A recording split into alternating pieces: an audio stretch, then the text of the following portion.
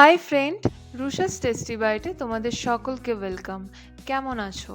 আবারও চলে এলাম আরও একটা নতুন রেসিপি নিয়ে। আজকের রেসিপি দই পটল। এই রেসিপিটি আমার অত্যন্ত একটা পছন্দের খাবার, আর আজকেও তোমাদের সাথে এই দই পটল শেয়ার করব একদম সম্পূর্ণ নিরামিষ পদ্ধতিতে। তাহলে চলো ভিডিওটা শুরু করি। এদিকে একটা বাটিতে কিছু কাজু আর 1 টেবিল স্পুন পোস্ত জলে ভিজিয়ে কিছুক্ষণ আমি 10 থেকে 5 মিনিট ভিজিয়ে রেখে দিচ্ছি। তারপর এদিকে আর একটা বাটিতে একটা মশলার পেস্ট রেডি করে নিচ্ছি। তার জন্য নিয়ে নিলাম 1 টেবিল স্পুন আদা বাটা, 1 টেবিল স্পুন জিরে গুঁড়ো, 1 টেবিল স্পুন লাল লঙ্কার গুঁড়ো। আমি এখানে হলুদ দিচ্ছি না, আপনারা চাইলে হলুদও দিয়ে দিতে পারেন।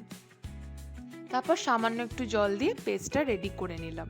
এদিকে দেখুন, এইভাবে পটলগুলোকে কিন্তু কেটে নিয়েছি, আর পটলের গায়ে চারিদিকে দু সাইডে এইভাবে কেটে নিয়েছি যাতে ভালোভাবে ভেতরে মশলাটা ঢোকে। এটা কিন্তু অবশ্যই করে নেবেন।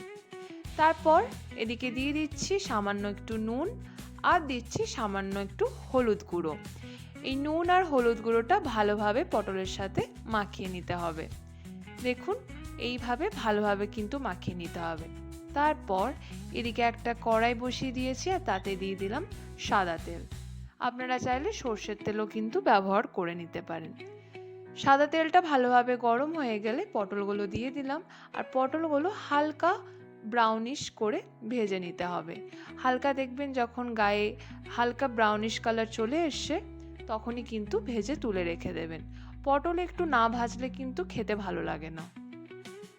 তারপর ওই একই তেলে দিয়ে দিলাম সামান্য একটু গোটা জিরে আর যে আদার পেস্টটা রেডি করে রেখেছিলাম সেই পেস্টটা।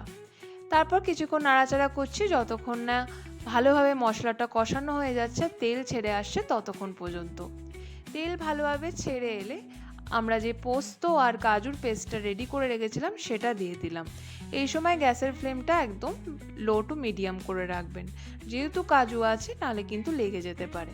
দেখুন, আমার তেল কিন্তু ভালোভাবে ছেড়ে এসেছে। সেই সময় দিয়ে দিলাম টক দই। আমি এখানে 3 টেবিল চামচ মতো টক দই ব্যবহার করেছি। টক দই দেওয়ার পরও একটু নুন দিয়ে দেবেন, নাহলে কিন্তু টক দই খুব ছেটকাবে। আমি কিন্তু পুরো রান্নাটা লো টু মিডিয়াম ফ্লেমেই করে নিয়েছি। টক দই দিয়ে ভালোভাবে কষানো হয়ে গেলে যখন তেল ছেড়ে এসছে তখন আমি পটলগুলো দিয়ে দিলাম। পটলগুলো দেওয়ার পর যেই বাটিতে পটলটা তুলে রেখেছিলাম সেই বাটিতেই জল দিয়ে পরিমাণ মতো জল দিয়ে দিলাম। তারপর একদম লো করে ঢাকা দিয়ে রেখে দিলাম 10 মিনিট মতো। 10 মিনিট পর দেখুন ঢাকা খুলে একটু চেরা কাঁচা লঙ্কা, সামান্য একটু গরম মশলা আর ঘি, ব্যাস রেডি হয়ে গেল আজকে আমাদের দই পটল। দেখলেন কতটা বানানো ইজি, আর একদম দেখুন কিরকম ক্রিমি স্ট্রাকচার এসছে। এই রকমই কিন্তু দেখতে যেরকম লাগছে খেতেও কিন্তু দুর্দান্ত লাগবে। একবার এইভাবে বানিয়ে দেখবেন, ভালো কিন্তু লাগবেই। আপনারা যদি মনে করেন পেঁয়াজ দেবেন সেটাও দিতে পারেন। দেখুন কি সুন্দর একটা ক্রিমি স্ট্রাকচার এসছে, খেতে কিন্তু খুবই ভালো লাগে। রুটি, পরোটা বা ভাতের সাথেও কিন্তু খেতে ভালোই লাগে।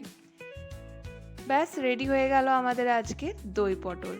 ভালো লাগলে লাইক, কমেন্ট, শেয়ার করতে ভুলবেন না, আর অবশ্যই আমার পেজটাকে সাবস্ক্রাইব করে নেবেন। দেখা হচ্ছে নেক্সট ভিডিওতে। ভালো থাকবেন, সুস্থ থাকবেন।